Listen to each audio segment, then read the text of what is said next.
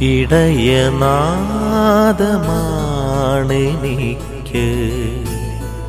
മാർഗദീപം. ഇവിടെ എൻ്റെ വഴി തെളിക്കും വചനദീപം. എൻ്റെ ഹൃദയപ്പുൽക്കുടിലിൻ മേലെ താരമാ വചനമായി നീ ജ്വലിക്കാൻ വരിക യേശുവേ. നമ്മുടെ ജീവിതത്തിൽ എല്ലാ കാര്യങ്ങളും നന്മയ്ക്കായി ചെയ്യുവാനും സാധിക്കും. പല കാരണങ്ങൾ കൊണ്ട് പല കുടുംബങ്ങളിലും കുടുംബ പ്രാർത്ഥന എല്ലാ ദിവസവും നടക്കാത്ത സാഹചര്യങ്ങൾ ഉണ്ട് എന്നത് സത്യമാണ്. യഥാർത്ഥത്തിൽ ഒരുമിച്ച് കുടുംബാംഗങ്ങൾ കൂടി പ്രാർത്ഥിക്കുന്നത് ഏറ്റവും വലിയ ദൈവിക ശക്തി നേടാവുന്ന ഏറ്റവും വലിയ സന്തോഷകരമായ ഒരു കാര്യമാണെന്ന് നിങ്ങൾ മനസ്സിലാക്കണം.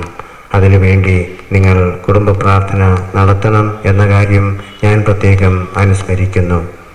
പ്രിയ സഹോദരരെ, ക്രിസ്തീയ വിശ്വാസം വളരുവാൻ വേണ്ടി, ക്രിസ്തീയ സ്നേഹവും ക്രിസ്തീയ സാഹോദര്യവും വളർത്തുവാൻ വേണ്ടി സഭയിൽ എന്നും അജപാലകരെ ദൈവം നൽകിയിട്ടുണ്ട്. ജെറമ്യ 3:15 പറഞ്ഞിട്ടുള്ളത്, ഞാൻ എനിക്കിഷ്ടപ്പെട്ട ഇടയന്മാരെ എൻ്റെ ജനത്തിന് നൽകും. അവർ സത്യത്തിലും നീതിയിലും എൻ്റെ ജനത്തെ പാലിക്കും എന്ന്.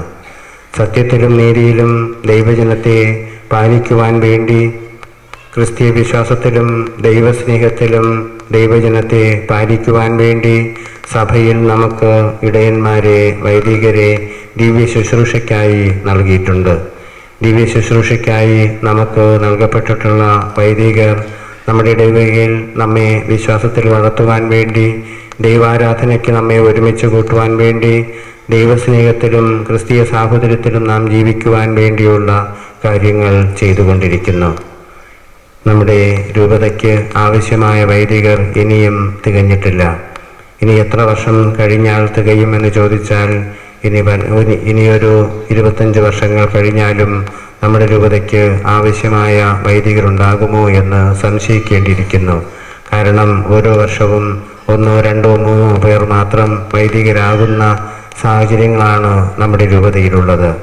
ഓരോ വർഷവും 4, 5, 6 വൈദികരൊക്കെ ഉണ്ടാകുമെങ്കിൽ മാത്രമേ എല്ലാ ഇടവകളിലും സഭ നിർദ്ദേശിക്കുന്ന രീതിയിൽ നമ്മുടെ തന്നെ എല്ലാവരുടെയും ആവശ്യങ്ങളനുസരിച്ച് അജപാലന ശുശ്രൂഷ ചെയ്യുവാൻ സാധിക്കുകയുള്ളൂ.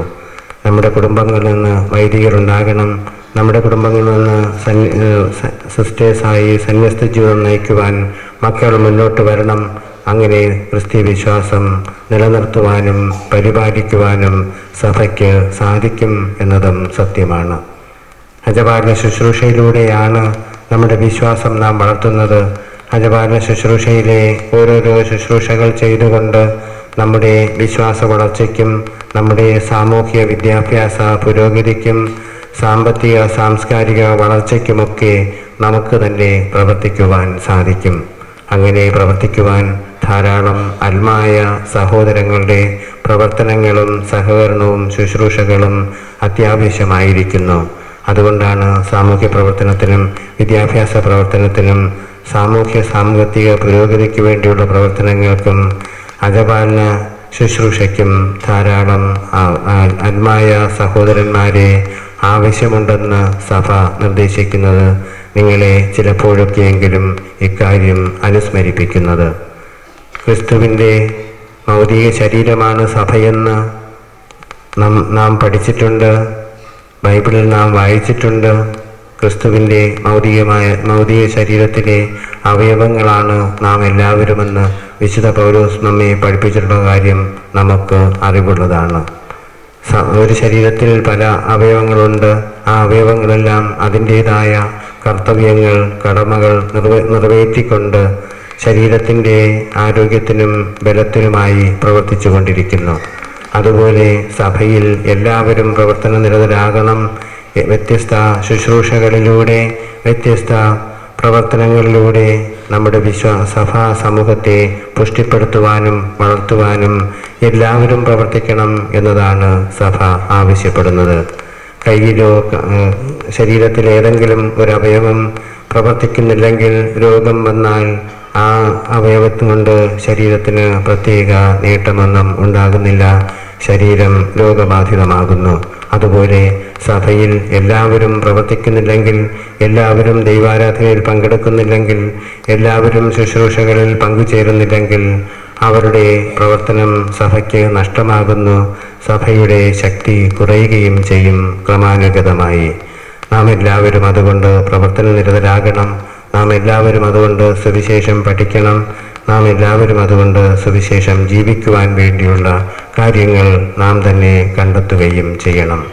ഇന്ന് സ്ഥൈര്യലേപനം സ്വീകരിക്കുന്ന കുട്ടികളും യുവാക്കളും ഈ വിശ്വാസത്തിൽ ഉറച്ചു നിൽക്കുവാനും ഈ വിശ്വാസമനുസരിച്ച് സഭയിലെ ശുശ്രൂഷകളിൽ പങ്കുചേർന്ന് മുന്നോട്ടു പോകുവാനും നാം എപ്പോഴും സന്മനസ്സുള്ളവരായിരിക്കണം.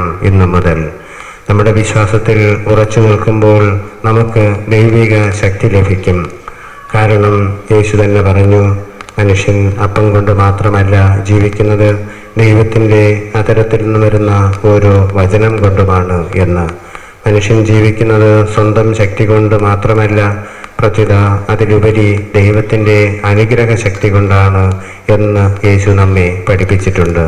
ദൈവത്തിൻ്റെ അനുഗ്രഹ ശക്തി ലഭിക്കുന്നത് നമ്മുടെ പ്രാർത്ഥന കൊണ്ടും ബലിയർപ്പണം കൊണ്ടും സൽപ്രവൃത്തികൾ കൊണ്ടും സഭാ ശരീരത്തിൽ എപ്പോഴും ശുശ്രൂഷ നിരതരായിരുന്നുകൊണ്ടും ജീവിക്കുന്ന ക്രിസ്തു ശിഷ്യന്മാരായിരിക്കുമ്പോഴുമാണ് എന്നും നിങ്ങൾ മനസ്സിലാക്കണം. നിങ്ങൾ ജീവിക്കുന്ന ക്രിസ്തുവിൻ്റെ പ്രവർത്തിക്കുന്ന ശിഷ്യന്മാരായിത്തീരണം എന്നതാണ് സഭ ആഗ്രഹിക്കുന്നത്. ജീവിക്കുന്ന ക്രിസ്തുവിൻ്റെ പ്രവർത്തന നിരതരായ ശിഷ്യന്മാരായിത്തീരുമ്പോൾ എല്ലാ കാര്യങ്ങളും നന്മയ്ക്കായി ചെയ്യുവാൻ നിങ്ങൾക്ക് സാധിക്കും. നിങ്ങളുടെ തന്നെ നന്മയ്ക്കായി എല്ലാ കാര്യങ്ങളും ചെയ്യുവാൻ സാധിക്കും. നിങ്ങളുടെ കുടുംബത്തിൻ്റെ നന്മയ്ക്കായി നിങ്ങൾക്ക് എല്ലാ കാര്യങ്ങളും ചെയ്യാൻ സാധിക്കും. ഈ സഭാ സമൂഹത്തിൻ്റെ നന്മയ്ക്കായി നിങ്ങൾക്ക് എല്ലാ കാര്യങ്ങളും ചെയ്യുവാൻ സാധിക്കും.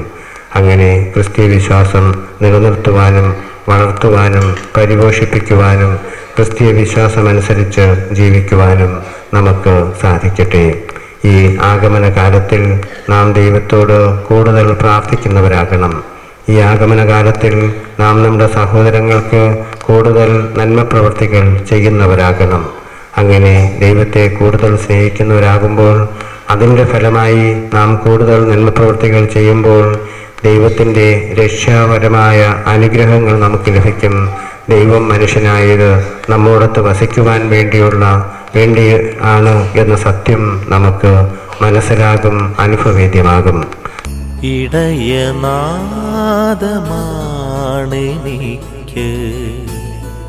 മാർഗദീപം,